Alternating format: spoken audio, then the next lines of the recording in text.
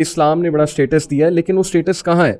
تو let start with this question کہ اگر ہم آج کے دور کو دیکھیں تو اتنا فتنہ ہے اور اتنا پریشر ہے ہماری ینگ گرلس پہ, ہماری سسٹرس پہ, فرام ایوری ویئر. میڈیا ہے, کاسمیٹکس کی انڈسٹری ہے, پھر برانڈز ہیں, پھر پیئر پریشر کتنا زیادہ ہے. Every one is talking about women, every one movies are showing them, T V series are showing them, and some certain standards have been set with regards to how women should act, how women should behave. تو اس حوالے سے ہماری جو sisters ہیں جو اس وقت کافی pressure feel کرتی ہیں کہ what is the right way and how she should carry herself forward. Self esteem کے ایشوز بھی آتے ہیں اوبیسلی, اور آئیڈینٹی کرائسس کے ایشوز بھی آتے ہیں کہ میں ہوں کون اور میں کس طرف جاؤں. تو اس حوالے سے میرا پہلا سوال ہے کہ how should a girl in 21st century, a Muslim girl, how should she carry herself forward? تو میرے خیال آپ سے شروع کرتے ہیں کہ how should a girl in 21st century carry herself forward? I think اس میں سب سے پہلے یہ چیز سمجھنا بہت زیادہ ضروری ہے کہ ہر انسان جب پیدا ہوتا ہے تو وہ فطرت پہ پیدا ہوتا ہے, اور فطرت ہے دین حق. اب یہ جو آئیڈینٹی کرائسس اور اس طرح کی جتنی بھی ٹرمز ہیں وہ آج کے زمانے میں اتنی زیادہ ریلیونٹ کیوں ہو گئی ہیں یا اتنی زیادہ پرومیننٹ کیوں ہو گئی ہیں؟ Because times have changed, and in today's world, in today's civilization جس میں ہم رہ رہے ہیں, جس سوسائٹی میں ہم رہ رہے ہیں, ہمارے around there's a massive influence of social media, and ہماری young بچیاں, ہماری جو females گھروں میں ہیں, job places پہ ہیں, they have immense pressure to be in the league.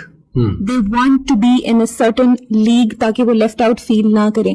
In that race وہ اپنی identity کو پیچھے کر کے وہ ان چیزوں کو, ان ٹرینڈس کو, ان ایسی چیزوں کو فالو کرنا شروع کر دیتی ہیں which actually is not their identity being a Muslim individual. اب یہاں پہ ایک اور چیز بھی سمجھنا بہت زیادہ ضروری ہے کہ یہ سوشل میڈیا کی جو ویو ہے اور یہ اتنی انفلوئنس کیوں کرنے لگ گئی ہے اب. It's because the inspiration comes from west. وہاں پہ ایک لبرلائزیشن کی ایک پوری ویو چلی ہے, اور اس میں جتنا بھی اس کو ڈسکس کیا جائے اس کا جو کرکس ہے وہ یہی ہے کہ the less clothes you wear more freedom you have. More جسے کہتے ہیں آپ کی جو زبان ہے وہ آپ کے کنٹرول سے باہر ہے. جتنی آپ زیادہ پروگریسو اور اگریسو ہو کے بات کریں گی اتنا ہی زیادہ آپ کے پاس فریڈم ہے. اسی کو freedom of speech and expression کا نام دیا جا رہا ہے. بٹ ڈیپ ان سائڈ اگر ہم دیکھیں تو ہاؤ اٹ ہیز افیکٹڈ کہ ایک ویمن کو, ایک خاتون کو ایک آبجیکٹ بنا کے پیش کیا جا رہا ہے. اسٹارٹنگ فرام آئل ایڈ, گاڑی کی آئل کی ایڈ, کوکنگ آئل کی ایڈ, ہر کمرشل سے لے کے ہر انڈسٹری میں آج فیمیلس کو آبجیکٹیفائی کیا جا رہا ہے. اینڈ ہماری بچیوں کو یہ شاید نظر نہیں آتا کہ ہمارا ورلڈ ویو جہاں سے ہم لے رہے ہیں وہ ایکچولی بینگ اے وومن کے ایسنس کو ہی ڈیمیج کر چکے ہیں. ہم اپنی آئیڈینٹی کو بہت پیچھے رکھ چکے ہیں, اور اب ہم اس چیز کو فالو کر رہے ہیں جو کہ ہمیں بالی ووڈ یا ویسٹ پرووائڈ کر رہا ہے. سو آئی تھنک یہ بہت ایک انڈرسٹینڈیبل چیز ہے if somebody wants to understand this and if somebody digs into it. And I think that choice gels down to only two things. That there is this one thing called as glitter of the theory جو کہ آج کل ہمارے سامنے ہے, and gold of the truth جو کہ ہمارا دین ہے.